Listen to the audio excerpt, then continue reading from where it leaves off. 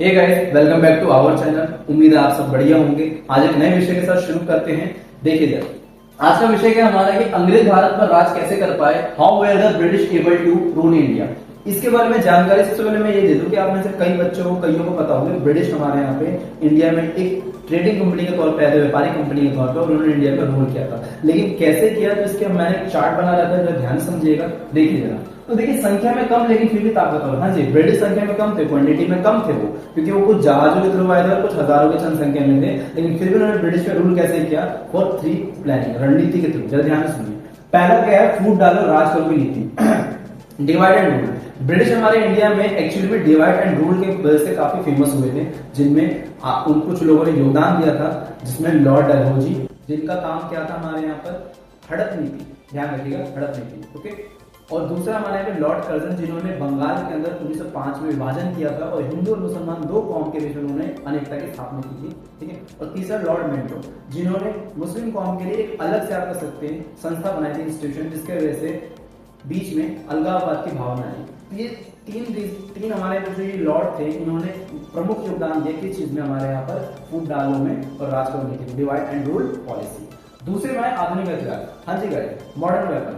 आप में से कई बच्चों ने सुना होगा ब्रिटिश टाइम में सबसे बड़ा फेमस हथियार, उसका नाम था मैच लॉक। और ये बड़ा अच्छा इसलिए माना जाता था क्योंकि इसे कहीं भी ले जाया सकता था, हैंडमेड बाय होता था, हाथ खुद आप इसको यूज कर सकते थे। और इसकी खास बात यह होती थी कि दूर तक फायर करता था। ठीक है, आपको फोटो दिख गया होगा स्क्रीन पर। साथ में ये ब्रिटिश टाइम में सबसे खतरनाक हथियार माना जाता था, जैसे कई भाषा में तोड़ेदार बंदूक कहा जाता था। ठीक है, आगे को बढ़े तो तीसरा हमारे पे क्या, मजबूत सेना।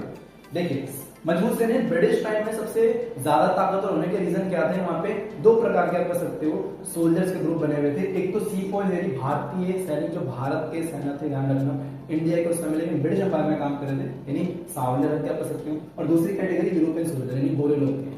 एक्चुअली में सीपॉइज यानी जो सावले रंग के जो भारतीय सैनिक थे, उनको कम कंफर्ट दी जाती थी लेकिन ज्यादा फायदा होता है। ऐसा क्यों कह रहा हूँ गाइस, जरा सुनिए। एक्चुअली में उस टाइम में हमारे यहाँ पे जियोग्राफिकल, भौगोलिक संरचना, बाढ़, सूखा, रास्तों के ज्ञान के बारे में, फॉरेस्ट, जंगलों के बारे में, कहाँ पे खतरा है, कहाँ पे खतरा नहीं है, कहाँ से छोटा रास्ता, बड़ा रास्ता है, इन सब के बारे में जानकारी हमारे यहाँ के खुद के नेटिव यानी मूल निवासी ने भारतीय वो करता था। तो इनसे सबसे बड़ा इनको फायदा मिला। इन्होंने जो जो प्रोग्राम निकाले, उन प्रोग्राम से इनको फायदा हुआ। ठीक है, सफल हुआ। यूरोपियन सोल्जर्स का बेसिकली काम क्या था, हाई सैलरी, हाई पोस्ट के साथ, लेकिन काम क्या था, सिर्फ निगरानी रखना था। और ये इन्होंने किया हमारे यहाँ पे। और इसके बाद इन्होंने आगे जाके हमारे सीपॉइज यानी जो भारतीय सैनिक थे, इनके ऊपर इन्होंने कमांडर के तौर पर काम किया। तो उम्मीद है गाइस आप लोगों को समझ आया होगा कि हमारे यहाँ पर किस तरीके से जो ब्रिटिश अंपायर ने रूल किया था। अगर वीडियो पसंद आए तो लाइक करिएगा जरूर, और कमेंट बॉक्स में क्वेश्चन का जवाब जरूर दीजिएगा कि हमारे पे ब्रिटिश अंपायर किस तरीके से फलित हुई।